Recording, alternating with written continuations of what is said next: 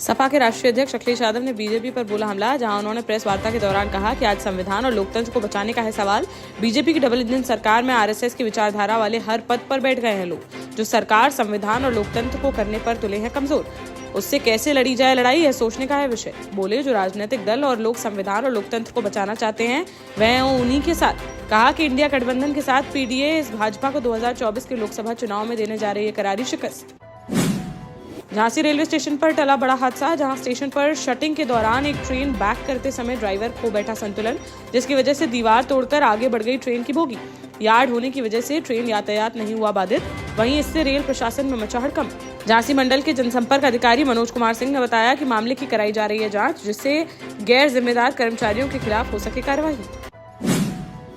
UP में विधान परिषद की एक खाली सीट पर मंगलवार को बीजेपी ने अपने उम्मीदवार के नाम की कर दी घोषणा, जहां समाजवादी पार्टी छोड़कर भाजपा में जुलाई में घर वापसी करने वाले दारा सिंह चौहान को पार्टी ने बनाया अपना उम्मीदवार। डॉक्टर दिनेश शर्मा के राज्यसभा जाने के बाद अब उनके इस्तीफे से खाली हुई थी यह सीट। बता दें कि दारा सिंह चौहान को भाजपा ने घोसी उपचुनाव में भी बनाया था अपना उम्मीदवार, जिसमें उन्हें सपा प्रत्याशी से करना पड़ा था हार का सामना।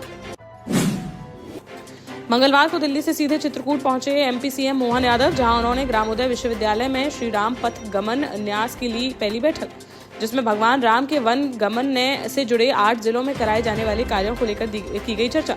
इस दौरान सीएम मोहन ने कहा कि अयोध्या की तरह विकास करके इसे भगवान श्री राम के जीवन से जुड़ा सबसे महत्वपूर्ण धार्मिक स्थल बनाया जाएगा चित्रकूट। श्री राम नमपथ गमन के विकास कार्य योजना को चरणबद्ध तरीके से किया जाएगा लागू। उन सभी स्थानों को सड़क मार्ग से जोड़ने का करेगा काम जहां से गुजरे हैं भगवान राम। देवास में सोनकच्छ तहसीलदार डॉक्टर अंजलि गुप्ता को किसानों से अभद्रता करना पड़ गया भारी, जहां कुमारिया गांव में बिजली टावर लगाने का विरोध कर रहे किसानों से बात करने पहुंची तहसीलदार। इसी दौरान किसी ने कुछ कहा तो किसानों से बोली, चूजे हैं अंडे से निकले नहीं कि मरने मारने की कर रहे हैं बात। तहसीलदार अंजलि गुप्ता का यह वीडियो सोशल मीडिया पर हुआ वायरल, जिस पर कार्यवाही करते हुए उन्हें जिला मुख्यालय में कर दिया गया अटैच। सीएम मोहन बोले, इस तरह की भाषा बिल्कुल भी नहीं की जाएगी बर्दाश्त। झांसी के बड़े बाजार में सरेआम प्रधान के भाई पर फायरिंग करने वाले आरोपी को पुलिस ने कर लिया गिरफ्तार, जहां शनिवार को शहर क्षेत्र के बड़े बाजार में खरीदारी कर रहे बरुआ प्रधान जगभान यादव के भाई नरेंद्र सिंह यादव पर छोटू सोनी ने अपने अन्य साथियों के साथ मिलकर चलाई थी गोलियां, जिसमें पेट में गोली लगने से वह गंभीर रूप से हो गया था घायल। मामला दर्ज कर आरोपियों की तलाश में जुटी थी पुलिस, जहां मुख्य आरोपी छोटू सोनी को मंगलवार को कर लिया गया गिरफ्तार, वहीं अन्य आरोपियों की तलाश जारी। हमीरपुर में पुलिस ने एक गैंगस्टर एक्ट के आरोपी पर की बड़ी कार्रवाई, जहां चिकासी थाना क्षेत्र अंतर्गत बेंदा डांडा गांव में गैंगस्टर एक्ट के अभियुक्त पुष्पेंद्र सिंह के खिलाफ गंभीर धाराओं में 9 मुकदमे हैं दर्ज, जिस पर पुलिस ने की कुर्की की कार्रवाई, जिसके तहत अभियुक्त के 2 ट्रैक्टर और मकान को किया गया है कुर्क, जिसकी करीब 18 लाख रुपए बताई जा रही है कीमत।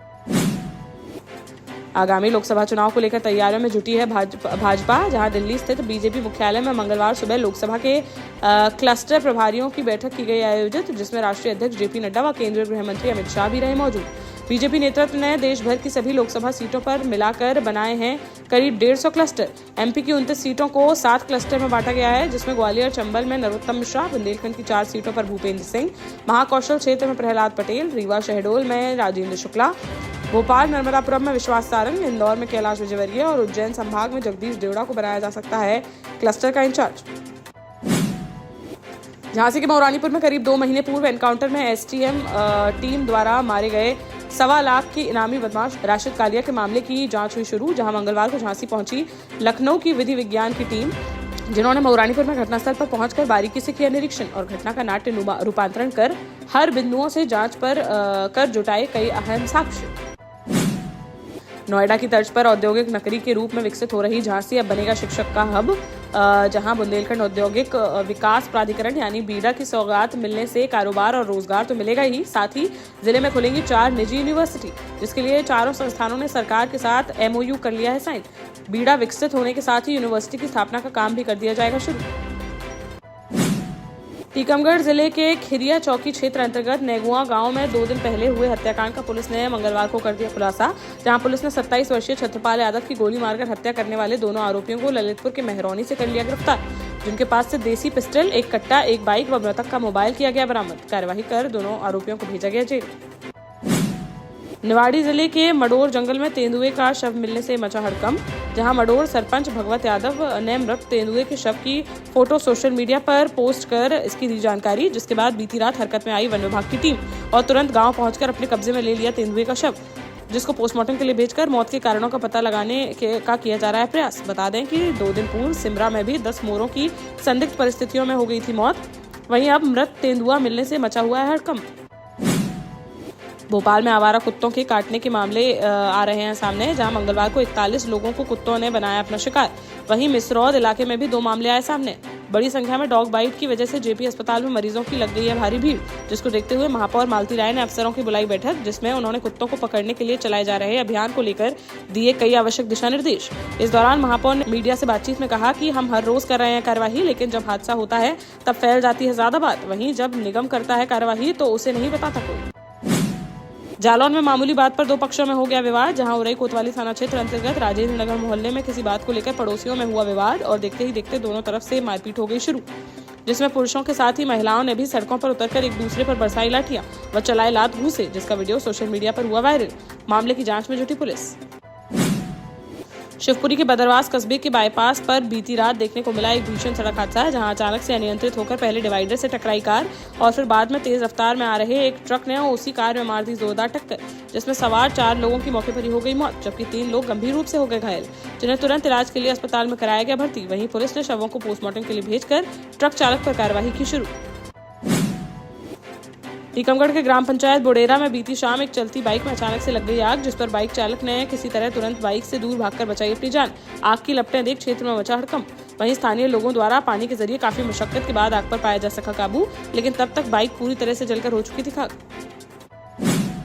देश का जाना माना सैनफिन ग्रुप आपके लिए फिर लाया है झांसी में वास्तु के हिसाब से फ्लोर प्लान सहित एक शानदार टाउनशिप, जिसमें सुरक्षा की दृष्टि से सीसीटीवी, एक ही ग्रैंड गेट से एंट्री और एग्जिट, चौड़ी सड़कें, parking, car wash area, senior citizen and international fountain parks, swimming pool, gym, badminton, tennis आदि courts, school, hospital, shopping mart आदि कई सुविधाएं। इसीलिए तो हम झांसी में लोगों की पहली पसंद।